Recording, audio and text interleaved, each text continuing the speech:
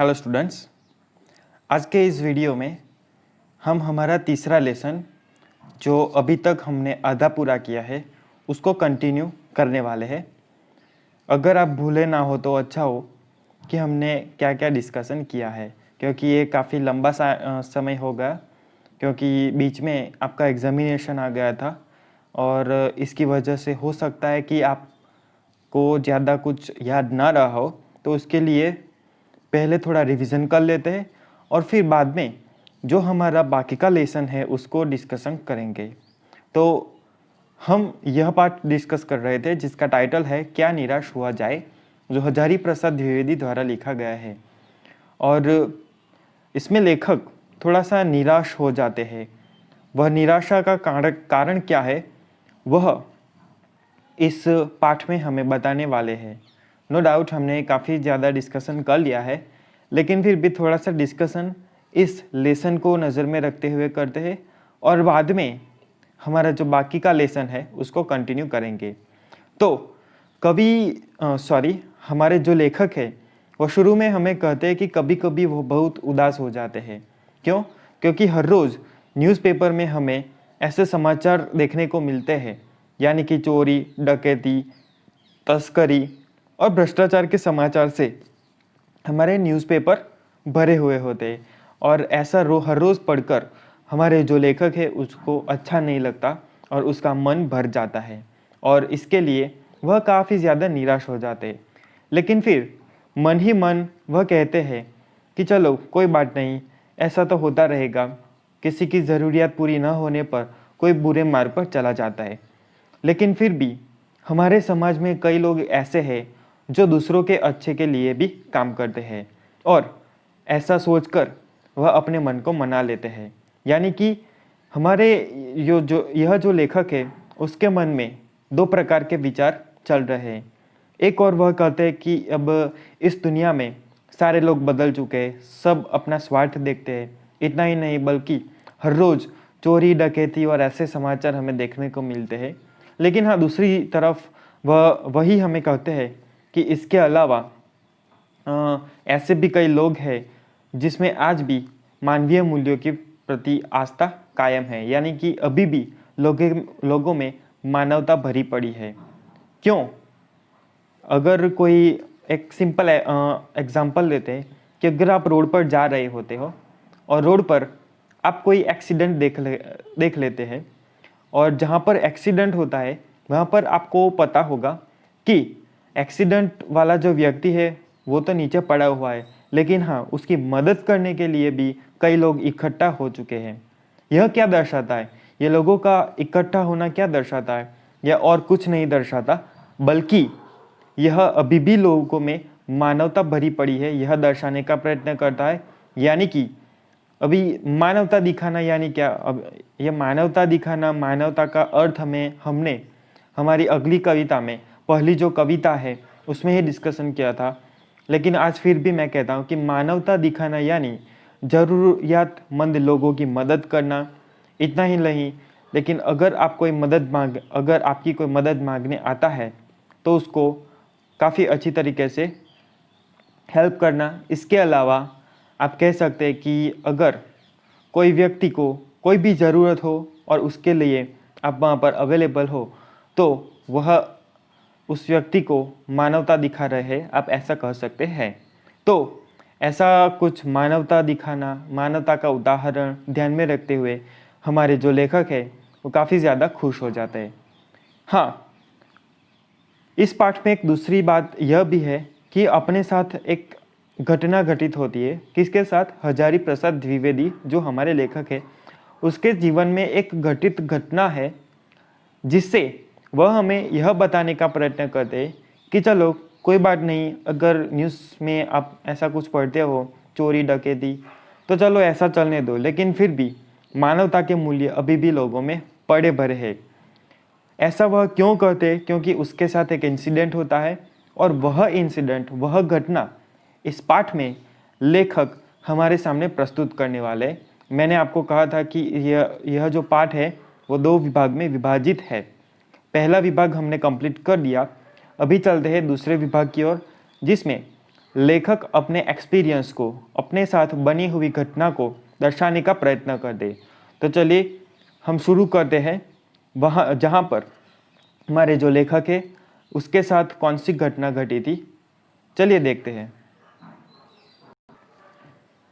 हमने last time जो हमारा पैराग्राफ जो डिस्कस हमने किया था वो यह था, just a minute, brush. Okay, तो यहाँ पर मैं दिखाने का प्रयत्न करता हूँ कि लास्ट टाइम हमारा जो डिस्कशन हमने स्टॉप किया था वह पॉइंट यह था, इस पैराग्राफ पर हमने हमारा डिस्कशन किया था। अब यहाँ पर क्या बताने का प्रयत्न करते, चलिए देखते हैं। दोषों का पर्दाफाश करना बुरी बात नहीं है। बुराई यह मालूम होती है कि किसी के आचरण के गलत पक्ष को उद्घाटित करते समय उसमें रस लिया जाता है और दोषोद्घाटन को एकमात्र कर्तव्य मान लिया जाता है। मैंने आपको पहले भी कहा था कि किसी के दोष को निकालना काफ़ी आसान है, लेकिन कुछ करके दिखाना वो बहुत कठिन काम है। और यहाँ पर भी लेखक ऐसा कुछ हमें कहने का प्रयत्न करते हैं कि किसी के आचरण के गलत पक्ष को उद्घाटित करते समय उसमें रस लिया जाता है और दोषोद्घाटन को एकमात्र कर्तव्य मान लिया जाता है। यानी कि दूसरों के दोषों को निकालना यह हमारी एक प्रकृति हो चुकी है। बुराई में रस लेना बुरी बात है, अच्छाई को उतना ही रस लेकर उजागर न करना और भी बुरी बात है। अगर आप दूसरों की बुराई में रस लेंगे तो वो तो काफ़ी बुरी बात है ही, लेकिन इसके साथ साथ अगर अच्छाई को उतना ही रस लेकर उजागर नहीं करेंगे, यानी कि अगर किसी में अच्छाई हो लेकिन वह अच्छाई आप दूसरों के सामने नहीं दिखाते हैं तो वह उससे भी बुरी बात है। सैकड़ों घटनाएं ऐसी घटती है जिन्हें उजागर करने से लोकचित्त में अच्छाई के प्रति अच्छी भावना जगती है। ऐसा होता है। अब यहाँ से लेखक अपने साथ घटित घटना को हमारे सामने रखने का प्रयत्न करते हैं। चलिए देखते हैं क्या होता है। तो एक बार रेलवे स्टेशन पर टिकट लेते हुए गलती से मैंने 10 रुपये के बजाय 100 का नोट दिया और मैं जल्दी जल्दी गाड़ी में आकर बैठ गया। देने थे 10 रुपये और दे दिए 100 रुपये। थोड़ी देर में टिकट बाबू उन दिनों के सेकंड क्लास के डिब्बे में हर आदमी का चेहरा पहचानता हुआ उपस्थित हुआ। उसने मुझे पहचान लिया और बड़ी विनम्रता के साथ मेरे हाथ में 90 रुपये रख दिए और बोला, see this is the you can say that the cleverness और you can say that the honesty of that person whose that is of that man, okay conductor. क्या हुआ वहां पर आप देखते हैं कि लेखक को देने थे सिर्फ 10 रुपये, लेकिन उन्होंने दे दिए कितने, 100 रुपये। अब जो कंडक्टर था वो सभी लोग मुसाफरी करने वाले सभी लोगों को जानता था और कंडक्टर को वह भी पता था कि यह जो 10 रुपये देने की बजाय कितने रुपये दे दिए हैं, इस व्यक्ति ने 100 रुपये दे दिए। तो वह क्या करता है, वह पूरे 90 रुपये अपने साथ नहीं रखता, लेकिन वह 90 रुपये उस व्यक्ति को दे देता है जिसने उन्हें ज़्यादा दिए थे। यानी कि वह व्यक्ति और कोई नहीं बल्कि कौन था, हमारा लेखक था। और वह कहते हैं कि यह बहुत गलती हो गई थी, सॉरी हाँ, मेरे हाथ में 90 रुपये रख दिए और बोला, और इसके साथ साथ बोलता भी है कि यह बहुत बड़ी गलती हो गई थी, आपने भी नहीं देखा, मैंने भी नहीं देखा। अगर वह ले लेता कंडक्टर तो वो भी कोई बड़ी बात नहीं थी, क्योंकि लेखक तो काफ़ी जल्दी में थे, जिसकी वजह से उसको नहीं पता था कि उन्होंने 100 का नोट दिया। लेकिन यहाँ पर आप प्रामाणिकता देख सकते हैं किसकी, वह कंडक्टर की। वह 90 रुपये अपने साथ न रखकर किसको दे देता है, लेखक को दे देता है, और ऐसा भी कहता है कि यह बहुत बड़ी गलती हो गई थी, आपने भी नहीं देखा और मैंने भी नहीं देखा, और इसीलिए ये जो ज़्यादा 90 रुपये है वो अभी मैं आपको लौटाने आया हूँ। उनके चेहरे पर विचित्र संतोष की गरिमा थी। मैं चकित रह गया। एक संतोष की गरिमा उसके चेहरे पर आ चुकी थी, यानी कि वह व्यक्ति एक संतुष्टि का भाव लेकर वहाँ पर खड़ा था और लेखक यह सब नोटिस कर रहे थे। उसके साथ साथ वो भी चकित हो गए थे। क्यों? क्योंकि अगर कोई व्यक्ति को पैसे मिलते हो और वो आपको ढूंढकर आपको पैसा लौटाने आता है तो इससे बड़ी आश्चर्य की बात क्या हो सकती है। और इसीलिए वह भी एक आश्चर्यचकित लेखक जो है वह भी आश्चर्यचकित रह जाते हैं। आगे कहते हैं कि कैसे कहूँ कि दुनिया में सच्चाई और ईमानदारी लुप्त हो गई है। ऐसा कैसे कह सकते हैं हम? वैसी अनेक अवांछित घटनाएं भी हुई है, परंतु यह एक घटना ठगी और वंचना की अनेक घटनाओं से अधिक शक्तिशाली है। ऐसा तो कई लोगों के साथ होता होगा, इतना ही नहीं लेकिन कई सारी जो चीज़ें हैं उसको लेकर भी होता होगा। और इसीलिए वह कहते हैं कि वंचना के अनेक घटनाओं से अधिक शक्तिशाली है। दूसरा इंसिडेंट वो हमारे साथ शेयर करते हैं। ये हुआ पहला इंसिडेंट जिसमें वो जो कंडक्टर है वह 90 रुपये उसको लौटा देता है। अब जो दूसरा इंसिडेंट जो लेखक हमारे सामने रखते हैं वो कुछ ऐसा है कि एक बार वह बस यात्रा कर रहे थे। मेरे साथ मेरे पत्नी और 3 बच्चे भी थे। बस में कुछ खराबी थी, रुक रुक कर चलती थी। यानी जब वह बस यात्रा पर गए थे तो पहले से ही वह बस में कुछ खराबी थी जिसकी वजह से क्या होता था, वह रुक रुक कर चलती थी। इतना ही नहीं बल्कि जो हमारे लेखक है वह अपनी फुल फैमिली के साथ बस यात्रा में निकले थे। क्या होता है, गंतव्य से यानी कि स्थल से कोई 5 मील पहले ही एक निर्जन सुनसान स्थान में बस ने जवाब दे दिया। यानी कोई ऐसा स्थान आता है जहाँ पर सुनसान जगह है, कोई आता जाता नहीं है और वह 5 मील दूर थी गंतव्य से, यानी जहाँ पर पहुँचना है वह स्थान से वह जो बस है वो 5 मील तक दूर थी। जगह एकदम सुनसान थी, निर्जन थी, कोई भी वहाँ से आता जाता नहीं था। अब ऐसी जगह को देखकर डेफिनेटली बस में बैठे लोग तो क्या करेंगे, घबरा जाते हैं। उतना ही नहीं, क्योंकि वो बस ऑलरेडी खराब ही थी लेकिन फिर भी वह लोगों को लेकर जाती थी। इसके अलावा एक और भी बात थी कि रात के कोई 10 बजे होके पूरा दिन वहाँ पर निकल जाता है। बस में सारे यात्री घबरा गए थे। कंडक्टर ऊपर गया और एक साइकिल लेकर चलता बना। वहाँ से कंडक्टर तो चला गया।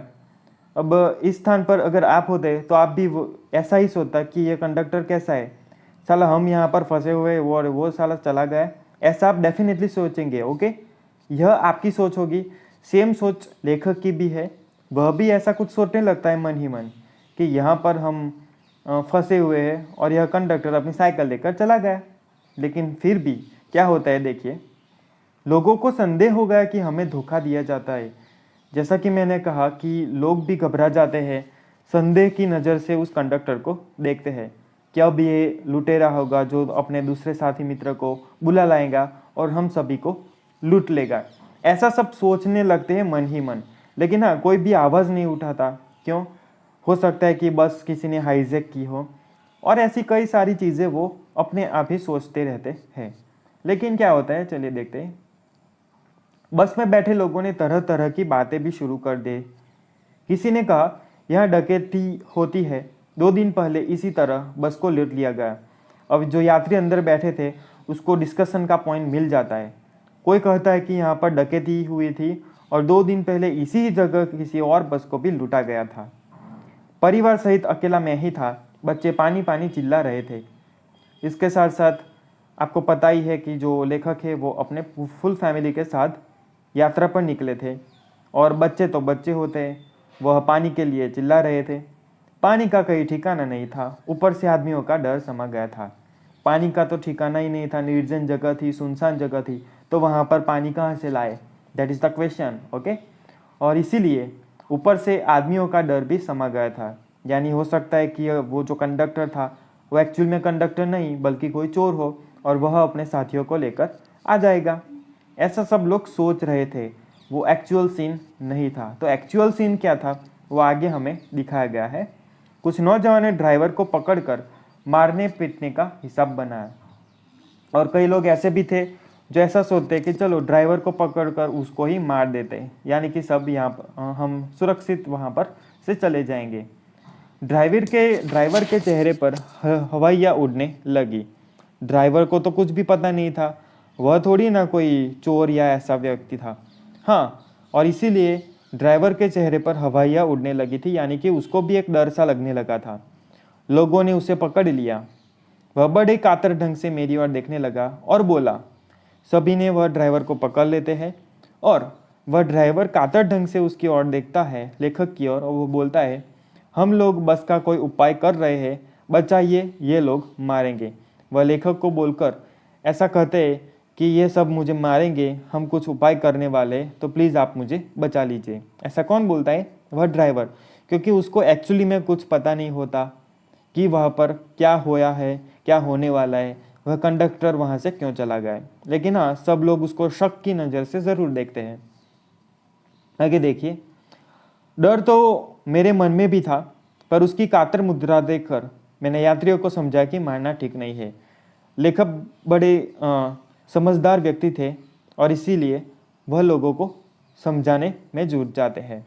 परंतु यात्री इतने घबरा गए कि वे मेरी बात सुनने को तैयार नहीं थे। कहने लगे, इसकी बातों में मत आइए, धोखा दे रहा है।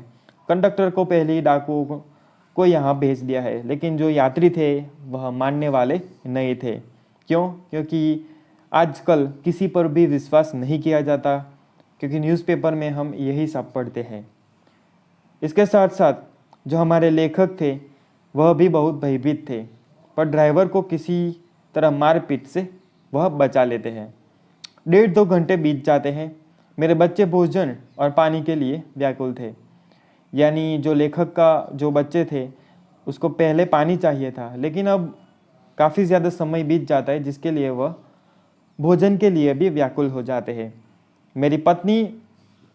मेरी और मेरी पत्नी की हालत बहुत बुरी हो चुकी थी। लोगों ने ड्राइवर को मारा तो नहीं, पर उसे बस से उतारकर एक जगह घेर कर रख लिया। लोग समझ जाते उसको मारते नहीं, लेकिन उसको एक जगह पर बंद कर देते हैं।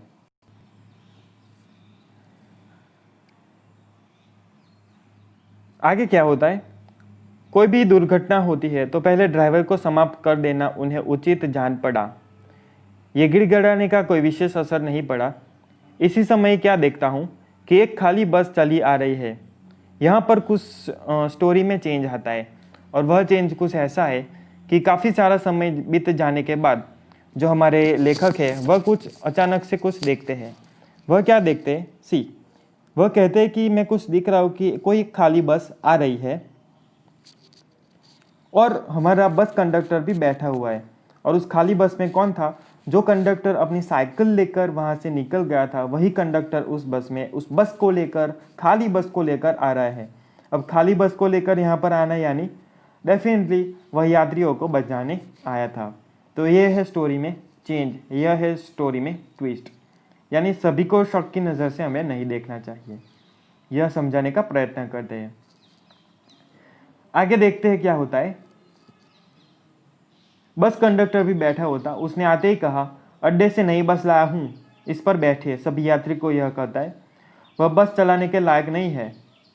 फिर मेरे पास एक लोटे में पानी और थोड़ा दूध लेकर आया और बोला, इसके साथ साथ वह अपने साथ लोटा लेकर आया है, और उस लोटे में क्या है, थोड़ा सा पानी है, और उसके साथ साथ एक थोड़ी दूध की बोतल भी लेकर वह आया है। और बोलता है, पंडित जी, बच्चों का रोना मुझसे देखा नहीं गया, वही दूध मिल गया, थोड़ा लेता आया। इसके साथ साथ बस तो लाया ही लाया सभी को बचाने के लिए, लेकिन उसके साथ साथ लेखक के बच्चों के लिए क्या लेकर आता है? पानी और दूध भी लेकर आता है। यात्रियों में फिर जान आई, और ऐसा सुनकर यात्री में फिर से जान आती है, क्योंकि उसको सभी यात्री को पता चलता है कि यह तो एक अच्छा। और क्या होता है, ड्राइवर से माफ़ी मांगी और 12 बजे से पहले ही सब लोग बस अड्डे पहुंच गए। फाइनली रात के 12 बजे होने से पहले सभी लोग वहां बस के अड्डे पर, यानी बस स्टेशन पर पहुंच जाते हैं। कैसे कहूं कि मनुष्यता एकदम समाप्त हो गई। और ऐसे उदाहरण देकर हमें लेखक समझाते हैं कि ऐसा मैं कैसे कह सकता हूं कि मनुष्यता एकदम समाप्त हो चुकी है। कैसे कहूं कि लोगों में दया माया नहीं रह गई। ऐसा कैसे हो सकता है कि लोग में दया नहीं, माया नहीं रही? क्यों? क्योंकि अभी उन्होंने एक अच्छा सा एग्जाम्पल देखा है अपने नज़रों के सामने, और वह एग्जाम्पल किसका है? एक ड्राइवर का। एक कंडक्टर का, कि जैसा उसको देखा जाता था वैसे व्यक्ति वो बिल्कुल ही नहीं थे। जीवन में ना जाने कितनी ऐसी घटनाएं हुई है जिन्हें मैं भूल नहीं सकता, और ये तो सिर्फ 2 घटनाएं हमारे साथ वह रखते हैं, लेकिन उसके जीवन में कई ऐसी सारी घटनाएं हो चुकी है जो वहाँ पर यहाँ पर वह दर्शाने का उचित नहीं समझते, जिसको हाँ एक्चुअली में वह भूलने के काबिल भी नहीं है। ठगा भी गया हूँ, धोखा भी खाया है, परंतु बहुत कम स्थलों पर विश्वासघात नाम की चीज़ मिलती है। केवल उन्हीं बातों का हिसाब रखो जिनमें धोखा खाया है, तो जीवन कष्टकर हो जाएगा। परंतु ऐसी घटनाएं भी बहुत कम नहीं है जब लोगों ने अकारण सहायता की है, निराश मन को ढाढ़स दिया है और हिम्मत बंधाई है। यानी कि अगर आप अपने जीवन में बनी हुई बुरी घटनाओं को याद करते रहेंगे तो डेफिनेटली आप दुखी ही होंगे।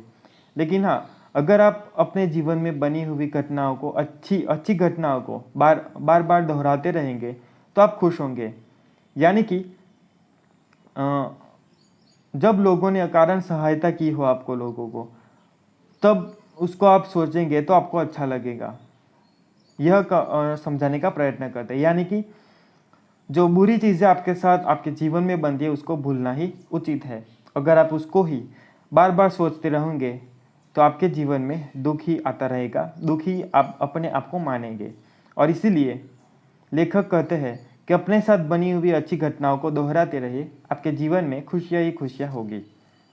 कविवर रविंद्रनाथ ठाकुर ने अपने एक प्रार्थना गीत में भगवान से प्रार्थना की थी कि संसार में केवल नुकसान ही उठाना पड़े, धोखा ही खाना पड़े, तो ऐसे अवसरों पर भी हे प्रभु मुझे ऐसी शक्ति दो कि मैं तुम्हारे ऊपर संदेह न करूं। यानी ऐसा नहीं कि आप हर हमेशा अपने भगवान के पास सुख ही सुख मांगे, खुशियाँ ही खुशियाँ मांगे। लेकिन कई बार हमें ऐसा भी मांगना पड़ता है कि हे प्रभु, अगर आप मुझ पर कोई यहाँ पर रविंद्रनाथ ठाकुर को याद करते हैं और कहते हैं कि अगर संसार में केवल नुकसान ही उठाना पड़े और धोखा ही खाना पड़े तो आप मुझे ऐसी शक्ति देना कि मैं आपके ऊपर संदेह ना करूं। यानी कि आप जो करेंगे वही अच्छा ही होगा मेरे साथ, ऐसा सोचकर ही मैं चलूं। यानी कि कुछ अच्छा होता है, कुछ बुरा होता है आपके जीवन में, तो उसके जिम्मेदार और कोई नहीं बल्कि आप खुद होंगे। ऐसा भी समझाने का प्रयत्न हम यहाँ पर करते हैं। मनुष्य की बनाई विधियाँ गलत नतीजे तक पहुँच रही है तो उन्हें बदलना होगा। वस्तुतः आए दिन इन्हें बदला ही जा रहा है, लेकिन अब भी आशा की ज्योति बुझी नहीं है। महान भारतवर्ष को पाने की संभावना बनी हुई है, बनी रहेगी। लास्ट में एक पॉजिटिव थॉट के साथ ये जो लेखक है ये हमारे लेसन को एंड करते हैं। मेरे मन निराश होने की ज़रूरत नहीं है। यह पॉजिटिविटी देकर इस लेसन को हमारे लेखक एंड करते हैं और हमें भी पॉजिटिव रहने की एक काफ़ी ज़्यादा अच्छी सीख देते हैं। अब यह इस लेसन से जो हमें सीख मिलती है, जो हम कह सकते हैं जो बोध हमें मिलता है, वह क्या है कि हमें हरगिज़ निराश नहीं होना चाहिए। इतना ही नहीं बल्कि कोई भी व्यक्ति को शक की नज़र से नहीं देखना चाहिए। जिस व्यक्ति के बारे में आप जैसा सोचते हैं वैसा वो ना भी हो। अगर कोई व्यक्ति के बारे में आप अच्छा सोचते हैं, हो सकता है कि वो व्यक्ति बुरा हो। लेकिन हाँ, कई बार ऐसा भी होता है कि कोई व्यक्ति के बारे में आप बुरा सोचते हैं लेकिन वो एक्चुअली में वह व्यक्ति ऐसा ना हो। तो यह जो लेसन है, क्या निराश हुआ जाए, यह लेसन हमें कुछ पॉजिटिव थॉट्स देने का प्रयत्न करता है, जिसमें लेखक अपने साथ घटित घटनाओं को हमारे सामने रखते हैं और हमें एक काफ़ी अच्छा मैसेज देते हैं। तो यह हमें यहाँ पर हम हमारा जो लेसन है उसे समाप्त करते हैं और कल हम एक नया लेसन शुरू करने वाले हैं। आज आपको एक्सरसाइज में थोड़े से प्रश्न लिखने होंगे जो मैं आपको एक वर्कशीट में भेज दूंगा। तो कल मिलते हैं हमारे एक नए लेसन के साथ। Thank you and take care.